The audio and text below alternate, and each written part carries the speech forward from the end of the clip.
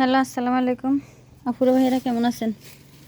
তো এই দেখেন, কিছুদিন আগে এই যে টাঙ্কি টুঙ্কি পরিষ্কার করাইলাম, ছাদের এগুলো পরিষ্কার করাইছি। হ্যাঁ, এখন আবার দেখেন এই জংলা হয়ে গেছে।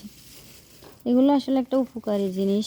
এই গাছগুলা, এই যে এগুলো খাওয়া যায়, একটা উপকারিতা জিনিস, কিন্তু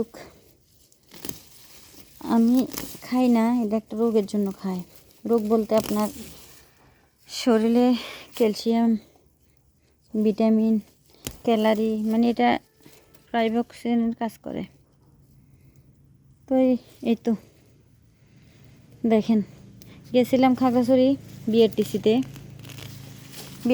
ওখানে ইন্টারভিউ দিতে গেছিলাম লাইসেন্সের। দেখেন আমার কমলাগুলো মাশাআল্লাহ অনেক বড় হয়েছে, আরও বড় হবে, পাকবে। আমার আস্তে আস্তে এগুলো লালি হয়ে যাবে। ড্রাগন পাকছে কিনা দেখি।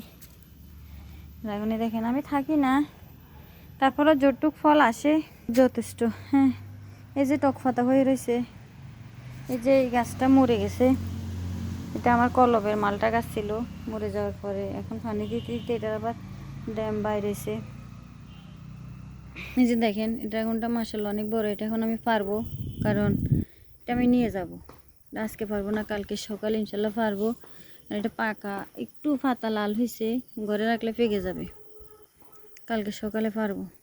এই দেখেন এগুলো ফল টিকতেছে না, কারণ একটু ওষুধ মারা লাগে। এখন আমি তো ওষুধ মারার সময় পাচ্ছি না।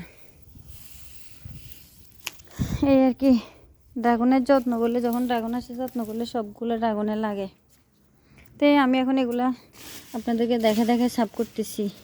তো দুঃখের কথা কি বলবো, খাগড়াছড়ি যখন গেছি বিআরটিসিতে আপনার ইন্টারভিউ দিতে লাইসেন্সের, ওখানে আমাদের এলাকার চেয়ারম্যানকে গ্রেপ্তার করছে।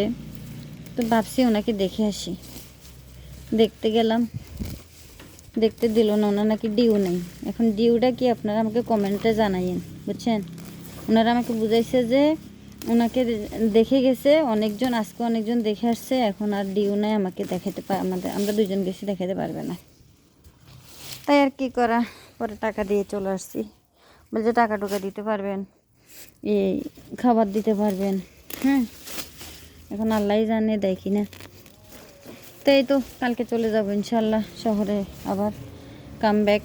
কারণ অনেক দিন থাকার ইচ্ছে ছিল, থাকতে পারবো না। মেয়ে অসুস্থ, মেয়েকে আবার ঢাকা নিব, ডাক্তার দেখাবো। দোয়া করবেন সবাই। তো ভালো থাকবেন। আসসালামু আলাইকুম।